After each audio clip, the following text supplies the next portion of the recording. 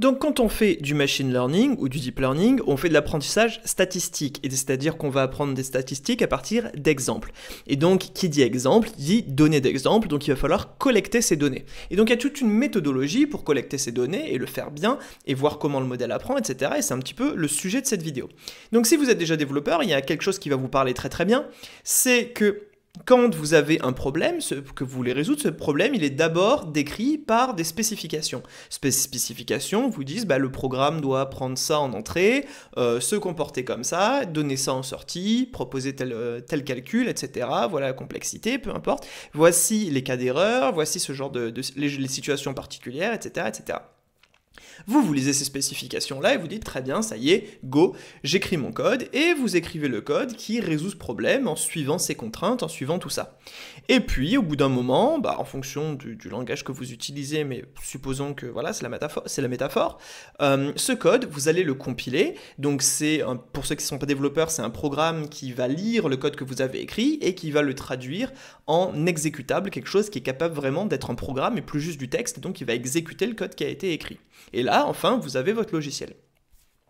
Quand on fait du deep learning, enfin du machine learning, c'est un petit peu différent. On a nos spécifications, mais maintenant, on ne va pas vraiment écrire du code, parce que le code qu'on va écrire, c'est pas ça qui va résoudre le problème. Ce qui va résoudre le problème, c'est notre modèle, et ce qui va dire à notre modèle comment il doit se comporter, c'est les données. Et donc, on va aller chercher des données d'exemple qui vont servir d'exemple au programme, au modèle, et c'est ça, en fait, qui va implémenter nos spécifications. Donc, certes, notre modèle, par exemple, il doit dire, sur cette image, les yeux sont à tel endroit et la bouche est à tel endroit. Donc, je vais aller chercher des photos de visages de gens en exemple et je vais cliquer sur les yeux et la bouche pour prendre les coordonnées dans l'image et faire des exemples comme ça. Et donc, en fonction des spécifications, par exemple, si je veux que ça marche bien même s'il fait sombre, je vais aller faire attention à aller chercher des photos de gens quand il fait sombre. Si dans mes specs, je sais que le visage est toujours droit, ça va. Je vais pouvoir prendre cette simplification-là dans ma collecte de données. Mais si dans mes specs, j'ai le visage, il peut être un peu dans tous les sens parce que, je sais pas, c'est des photos en apesanteur, par exemple, il va falloir que je fasse attention à cette problématique-là, etc., etc. Et donc que je collecte des données avec des visages dans différentes orientations, etc., etc. Donc, pour imaginer des spécifications qui soient comme ça, de façon arbitrairement complexe, et on voit que ça va influencer la collecte de données et tout ça, puisque, en fait, c'est ces exemples-là qui vont être emmagasinés par mon modèle pour implémenter le programme. Donc en fait, vous avez les specs. À la place d'écrire du code, vous allez collecter des données d'exemple. Et puis, au lieu de compiler le code que vous avez écrit, vous allez entraîner un modèle dessus. Et à la fin, au lieu d'avoir un programme, un binaire, vous allez obtenir votre modèle entraîné. Et donc, là où, en code classique, on va être capable d'écrire des tests, de lire le code pour vérifier s'il y a des bugs, ce genre de choses, ça va être un petit peu plus difficile. Ça va être un petit peu plus difficile sur un modèle de faire ça. On a quand même des stratégies et c'est un petit peu ce qu'on va voir aujourd'hui. Donc, comment je fais ? On me donne des specs, on me dit ton programme doit faire ça ou ça. Première chose que je fais, c'est être malin et aller voir déjà s'il n'y a pas déjà un modèle qui existe et qui résout mon problème. Parce que dans ce cas-là, on est tout bon. Ensuite, en supposant qu'il n'y ait pas déjà un modèle qui existe et qui résolve mon problème, je vais voir s'il y a des données qui ressemblent à mon problème. Donc par exemple, si je veux reprendre mon exemple de visage et localiser les yeux, la bouche, le nez, il y a déjà des tonnes de datasets, de jeux de données qui existent avec exactement cette problématique-là. Je pense que Celeb A le fait. Il y avait MS1M de Microsoft, mais je crois qu'il est devenu illégal ce dataset. Voilà. Donc il y en a plusieurs, il y en a plein. Et donc, je vais aller chercher ces datasets qui se rapprochent de mon problème. Peut-être que ce n'est pas exactement mon problème, mais ça se rapproche de mon problème et c'est déjà ça. S'il n'y a rien, que ma problématique est vraiment absolument nouvelle, alors là, je vais rentrer dans une phase de collecte de données moi-même et je vais aller sur Internet, chercher des données, etc., etc., etc. et essayer de faire au mieux. Je peux essayer de calculer aussi éventuellement mes données de façon ou d'une autre et de faire des données plus ou moins synthétiques, etc. etc. Voilà. Donc, il y a toute cette phase. Et savoir sélectionner ces données, c'est un art. Savoir construire un dataset, c'est vraiment un art. Il y a des papiers, malheureusement pas assez, qui se font sur comment est-ce qu'on construit bien un dataset. Voilà. Il y a vraiment une discipline qui est malheureusement sous-exploitée. Et la raison à ça, c'est que quand vous lisez de la recherche, ou quand vous suivez des tutoriaux, ou que vous suivez des cours, eh ben, le dataset, on vous le donne.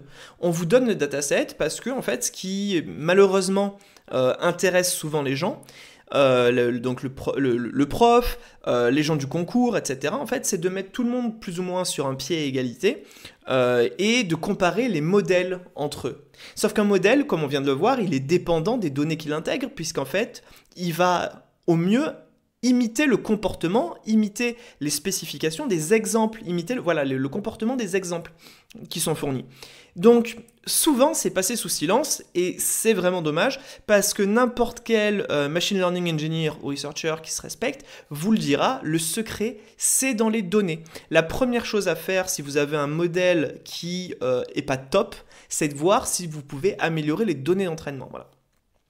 Sauf que souvent c'est extrêmement relou d'aller collecter des données, d'aller faire tout ça. Donc en fait quand on fait un cours de machine learning ou quand on fait une compétition ou tout ça, en fait on vient donner un dataset d'entraînement. Et c'est aussi pour comparer vraiment les modèles, comparer les techniques, etc., etc. Donc il faut que tout le monde soit sur un pied d'égalité au vu des données. Donc c'est un petit peu dommage, mais il faut vraiment intégrer que le machine learning, avant tout, c'est l'art d'aller compiler des données dans un comportement, dans un modèle. Et donc, si ces données spécifient un mauvais comportement, eh bien, le modèle, à la fin, il est claqué et il n'y a pas de façon de s'en sortir. Voilà. Donc, on va voir un petit peu plus en détail maintenant comment on s'y prend pour avoir des données de qualité. Donc on va prendre un exemple de faire par exemple une application de classification de style de musique. Alors on va se simplifier le problème, pour le moment on ne sait pas faire du traitement audio, donc on va dire que quand on envoie une musique à un logiciel qu'on a déjà, il est capable de m'extraire deux informations qui sont est-ce que le chanteur crie fort et est-ce qu'il y a des guitares qui sont saturées ou pas. Voilà. Et donc, ce qui m'intéresse, c'est de classifier en plusieurs styles. Et donc, globalement, je peux avoir quelque chose qui ressemblerait à ça. Avec ici, la voix. Ici, la guitare. Je suis extrêmement bon en dessin de guitare. Voilà.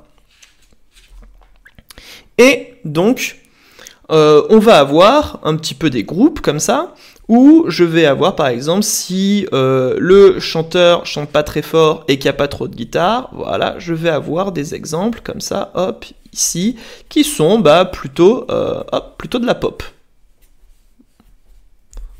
Voilà. Et puis, je vais avoir encore d'autres exemples. Par là, hop, hop, hop, et ça, c'est plutôt du rock. Je vais avoir encore d'autres exemples qui vont venir par là.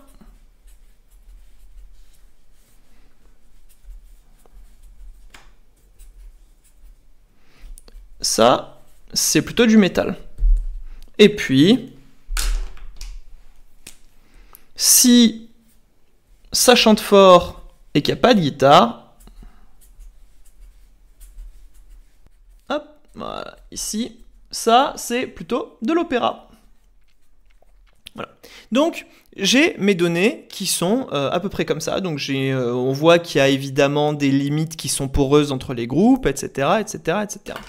Voilà. Donc, je vais sur Internet, je récupère plein de musique, j'extrais ces deux informations, le volume des guitares et l'intensité vocale. Et puis, là, je fais quelque chose qui est extrêmement ennuyeux, mais qui est totalement nécessaire, qui est que je vais annoter, je vais prendre une par une et je vais dire, voilà, ça c'était de la pop, ça c'était du rock, ça c'était etc., etc., etc. Voilà. Et donc on va prendre un modèle qui est assez simple. On va prendre le KNN, K-Nearest Neighbor, c'est que pour un exemple, parce que dans la réalité, on s'en sert pas souvent de ce modèle. Et du coup, si j'ai une nouvelle musique qui arrive, après mon entraînement, donc je vais vouloir avoir mon application, je vais vouloir utiliser mon application, et du coup, on va m'envoyer une nouvelle musique, on va me dire, hey, c'est quoi ça comme style de musique? Donc je vais avoir mon logiciel qui va extraire l'intensité des guitares et l'intensité vocale, et je vais avoir un point qui va peut-être être, voilà, hop, ici, juste pour être très contrariant là, voilà. Et du coup, le KNN, qu'est-ce qu'il va faire? Ça va être très très simple comme algorithme. C'est un algorithme qui me dit, en fait, je vais voir ceux qui sont le plus proches dans mes données d'exemple. Donc, le plus proche dans mes données d'exemple, ici, apparemment, ça serait à vue d'œil. À vue d'œil, c'est celui-là. Hop. Et donc, il y a des chances que ça soit du métal. Mais pourquoi est-ce que je m'arrêterai au premier voisin, alors que je pourrais en prendre deux? Et là, dans ce cas, on ne sait plus. Le deuxième plus proche voisin, c'est celui-là, et donc on ne sait plus si c'est du rock ou si c'est du métal.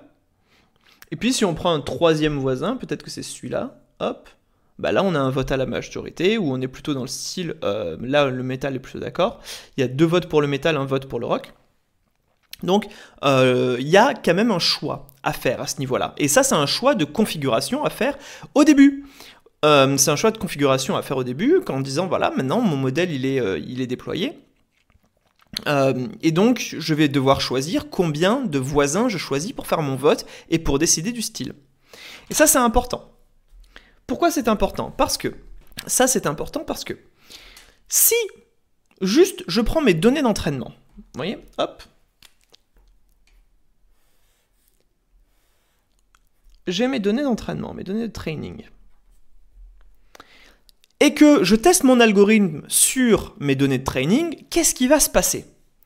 Je vais prendre ma chanson de Dua Lipa, qui est de la pop, ici, je vais l'injecter à mon algorithme, il va se demander, tiens, quelle est la chanson la plus proche de Dua Lipa que je connaisse? C'est cette même chanson de Dua Lipa que je connais déjà, donc son plus proche voisin, c'est lui-même, et du coup, ouais, top, super, je sais exactement, je sais déjà quel est le truc, je l'ai mémorisé, donc en fait, je sais déjà que c'est de la pop, il n'y a aucun mystère, et donc, en fait, je vais avoir 100% de précision sur mes données d'entraînement si je les essaye directement sur mon algorithme une fois qu'il a été appris. Et donc, souvent, quand même, ce qu'on aime bien faire, et c'est là où je suis un petit peu, où j'ai envie de compléter ce qui se dit très très souvent quand même, dans les tutos, dans les cours, dans les livres, dans tout ça, c'est qu'on va avoir un test set. Et donc ça, c'est d'autres chansons que vous avez collectées et que vous n'avez pas utilisées pour l'entraînement. Mais du coup, vous les avez quand même collectées, vous les avez quand même triées, annotées. Et une fois que vous avez entraîné votre modèle, ces chansons, vous allez les tester et vous allez voir si votre modèle répond bien. Et quand vous avez des choix à faire, par exemple, combien de voisins je prends ici dans mon sélection, là, dans ma sélection de plus proches voisins, quel est le cas de mon KNN, eh bien, je vais pouvoir choisir le cas qui marche le mieux sur mes données de test. Et là, on est content. Mais, en fait, on va pouvoir... Là, quelqu'un pourrait vous dire, oui, mais en fait, est-ce que tu n'as pas choisi un cas qui fonctionne bien sur ces données de test, mais comme tu les as choisis par rapport à ces données de test, en fait, c'est pas comme si tu as extrait de l'information déjà dessus, c'est pas comme sur des chansons que tu n'as vraiment jamais vues. Et donc, ce que la plupart des cours disent à ce moment-là, c'est qu'en fait, on a besoin d'un troisième jeu de données, qui est l'ensemble de données de validation. Et donc, j'entraîne mon modèle sur mes données de training. Ensuite, je viens fixer certaines configurations de mon modèle, certaines configurations de mon programme, certaines configurations, par exemple, si je dois configurer aussi mon logiciel qui extrait les intensités vocales et les intensités de guitare, eh bien, il y a des paramètres qui risquent de marcher mieux que d'autres. Et donc ça, je vais les avoir sur... je vais le choisir sur mes données de test. Donc là aussi, j'extrais de l'information de ces données de test. On pourrait se dire, bah, tu as choisi le cas du KNN, tu as choisi les configurations de l'extracteur audio sur tes données de test, etc. Donc tes données de test, c'est pas comme si tu les avais jamais vues. Et donc, il te faut un troisième jeu de données de validation que tu n'as jamais vu non plus, que tu n'as vraiment jamais vu, celui-là, pour vérifier que à la fin, ça fonctionne bien quand même. Et donc, vous allez tourner comme ça, choisir vos paramètres et choisir vos données de validation. Et puis le temps passe. Et vous allez vous apercevoir en fait que votre validation, elle a des trous. En fait, on va vous dire, voilà, moi j'ai eu un bon score sur ma validation, très bien, très cool, mais vous allez avoir des retours clients qui vont vous dire, franchement, moi j'ai ce sous-style de rock psychédélique, etc. C'est très très mal géré, ça me dit que c'est de la pop, c'est n'importe quoi, etc. Voilà. Et donc en fait, vous allez éventuellement rajouter ces exemples-là à votre jeu de validation, parce que la question quand même, le problème, c'est de vous dire, ben voilà, mon jeu de validation ne représente pas bien la réalité des cas d'utilisation réelle de mon client, puisque mon client, il a des problèmes avec le rock psychédélique, mais ma validation, elle était bien, elle me disait que tout va bien. Donc c'est qu'il me manquait une représentation du rock psychédélique dans mon jeu de validation. Donc, je vais rajouter ici du rock psychédélique. Et puis, du coup, je vais aller collecter du rock psychédélique sur Internet. Et je vais en rajouter encore d'autres dans mon jeu de données d'entraînement. Quand est-ce que je m'arrête ? À partir du moment où je vais me dire, ok, je vais tester mon modèle sur le test, puis la validation, etc., jusqu'au moment où, ça y est, mes exemples de validation du rock psychédélique, ils fonctionnent. Mais du coup, à partir de là, eh bien, j'ai de l'information de mon jeu de validation qui a été introduite dans mon jeu de training, puisque j'ai pris mes exemples de training pour satisfaire ma validation jusqu'à ce que la validation soit bonne. Donc en fait, à partir de ce moment-là, ce jeu de validation, c'est pas comme s'il avait jamais vraiment été vu et qui représentait vraiment le cas réel du monde réel et qui représentait voilà, et que en fait, il avait jamais fuité. Ces informations n'avaient jamais fuité dans la façon dont je construis mes données, dont je configure ma chose, etc., etc. Donc en fait, là, on a un problème. Et ce qu'on va devoir faire, finalement, au bout d'un moment, c'est dire, ok, ce jeu de validation, il finit par plus être bon. C'est plus vraiment un jeu de validation, un jeu de données qu'on n'a jamais vu. Donc, qu'est-ce qu'on risque de faire ? On risque de le jeter et d'en refaire un. Ou de le compléter, ou d'aller rechercher vraiment des données qu'on n'a jamais vues. Mais véritablement, ce processus de données qu'on n'a jamais vraiment vu, il est très compliqué, c'est un idéal. C'est un idéal, mais comprenez bien que c'est vraiment pas trivial d'aller chercher des données de validation, comme ça, des données de validation qu'on n'a jamais vues, dont on se sert jamais d'informations pour enrichir le training et qui soient utiles. Si je regarde jamais vraiment mon jeu de données de validation et que je sais pas ce qu'il y a dedans, je sais pas s'il me fournit une information utile. Si ça se trouve, les musiques qui sont dans mon jeu de validation, c'est que de la vieille musique. Enfin, je l'ai mal construit, mon jeu de validation, et en fait, c'est de la vieille musique ou mal enregistrée, ou etc. Et puis en fait, mes clients, véritablement, ils s'en foutent de ce qu'il y a là-dedans, ou acoustiquement, elle est bizarre. Donc finalement, il se finit par y avoir un petit peu des leaks comme ça. Et puis, en fait, ce qu'il va se passer, c'est qu'on va avoir des jeux de données de validation qui vont évoluer, qui vont avoir plusieurs versions, etc., etc., de la même façon que le jeu de données de training, il va avancer. Voilà. Et le jeu de données de test aussi, on va les enrichir au fur et à mesure. Et donc, effectivement, ce qu'on veut, c'est à chaque fois, dans l'idéal, que mon jeu de données de validation ressemble vraiment à ce que va faire mon client avec son téléphone. Mais c'est un idéal. Voilà, c'est un idéal.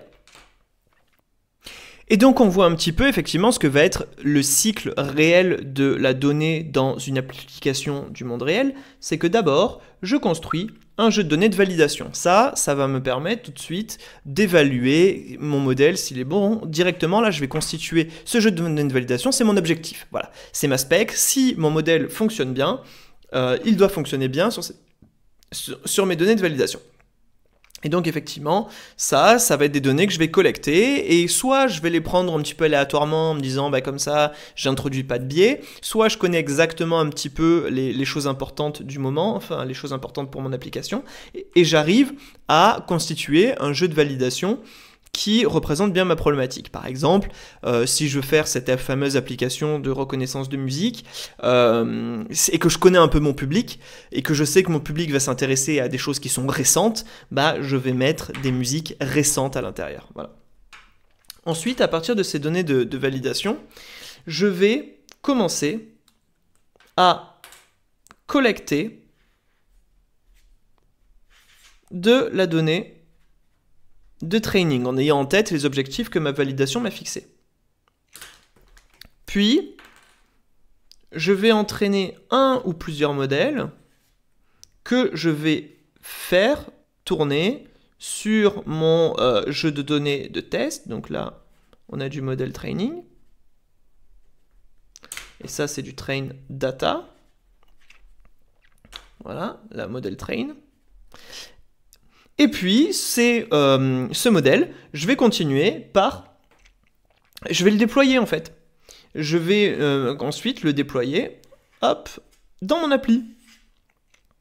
Voilà. Donc là, il est déployé dans mon appli. Hop, les gens vont l'utiliser sur leur téléphone, etc., etc. Et puis, je vais avoir des feedbacks clients. Et ces feedbacks clients, ils vont me permettre de réalimenter mon jeu de validation en me disant, ben voilà, en fait, ça marche mal, maintenant que mon app, ou alors ça marche bien, mais je veux continuer à m'étendre sur le type de données que je gère, etc. Et donc, je vais enrichir mon jeu de validation, puis essayer de collecter de nouvelles données de training pour résoudre ce nouveau use case, ou mieux résoudre les défaillances, réentraîner en plusieurs modèles, redéployer, etc., etc., etc. Et faire ça en boucle avec différentes versions de mes jeux de données, etc., etc. Voilà. Et donc c'est très important d'avoir ça en tête, parce que c'est souvent des choses dont on parle pas. Et si on veut aussi avoir vraiment des choses qui sont industrialisables, souvent, vous allez voir dans les concours, dans les papiers, dans les tutoriels, en fait, la seule chose qu'ils vont extraire de ce test de validation, c'est un pourcentage d'accuracy, de précision, qui vous disent, voilà, mon modèle, il fonctionne bien à 98%, dans 98% des cas, la réponse est correcte, etc., etc. Mais bon, vous êtes développeur de deep learning, vous êtes développeur de modèles, et vous avez un chiffre comme ça. 92% de succès, super, merci, mais qu'est-ce que je vais faire pour améliorer mon modèle maintenant ? Ce chiffre, il n'est pas très utile, donc là, je peux continuer à tâtonner un petit peu à un hasard, en disant, bah tiens, peut-être que si je rajoute des données de métal alternatif, bah, ça fonctionnera mieux.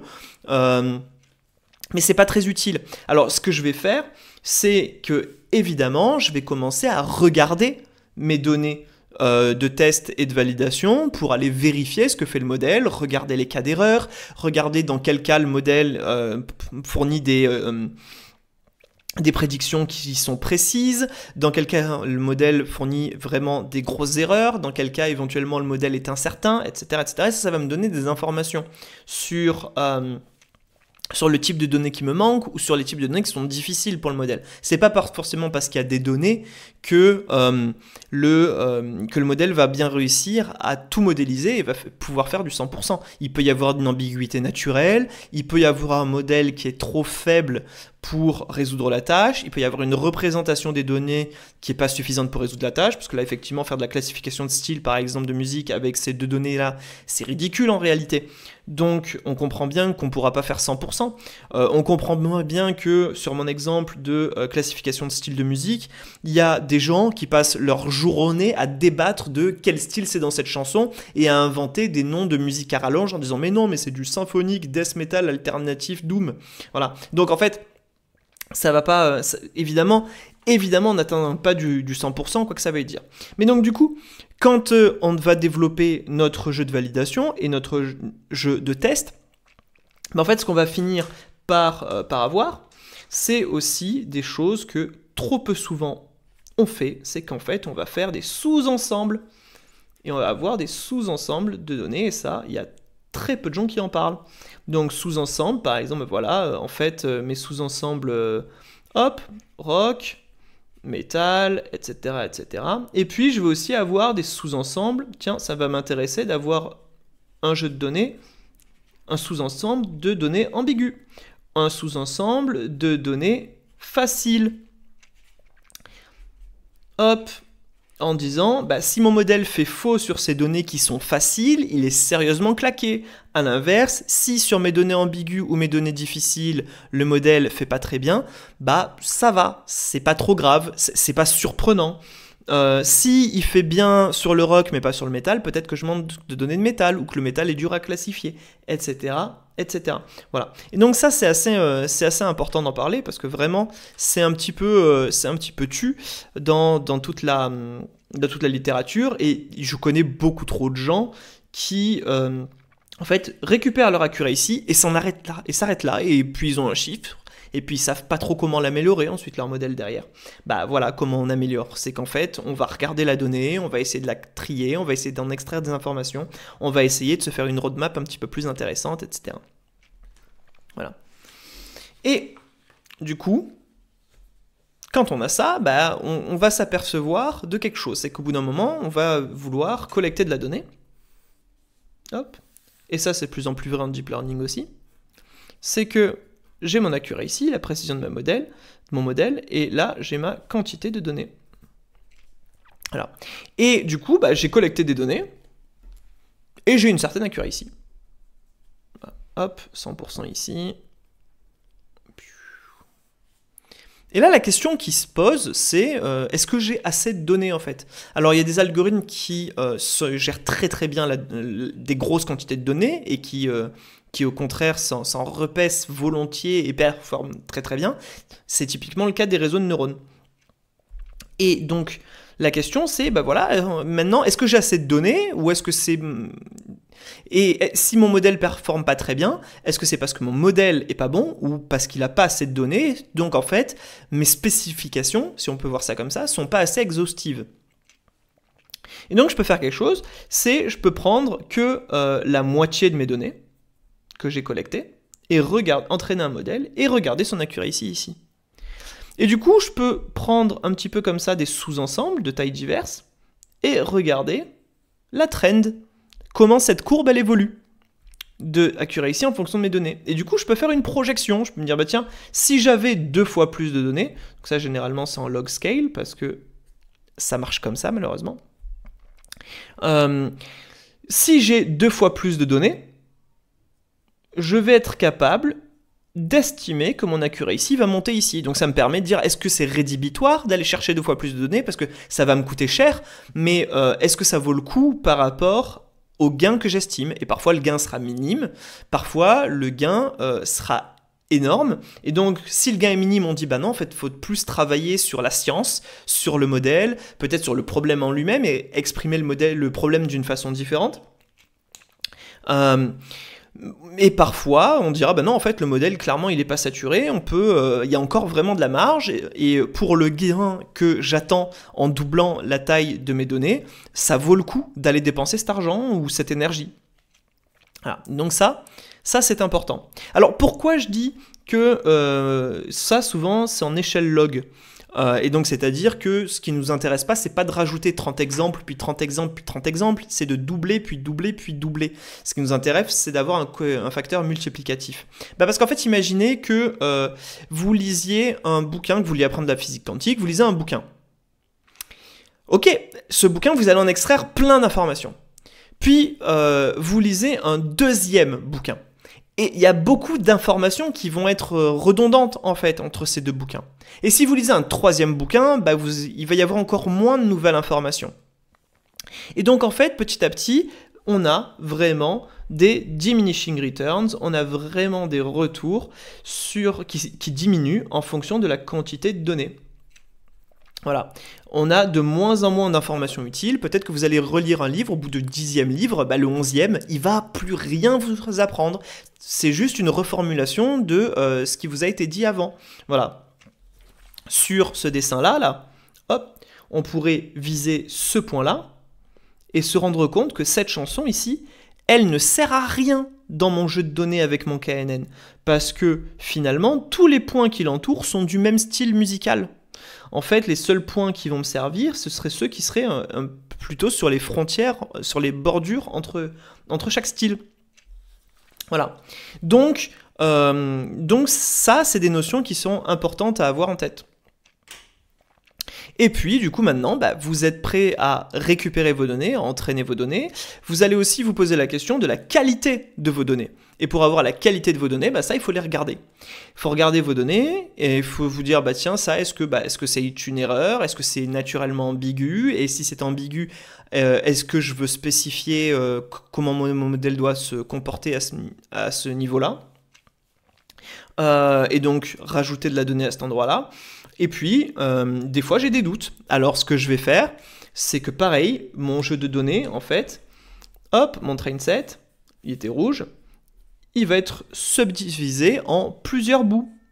Des bouts faciles, des bouts durs, mais peut-être aussi, voilà, là, j'ai mes données de rock. De rock psy, par exemple, voilà, de rock psychédélique. Et si j'enlève le rock psychédélique de mes données d'entraînement, est-ce que mon modèle se comporte mieux ou moins bien?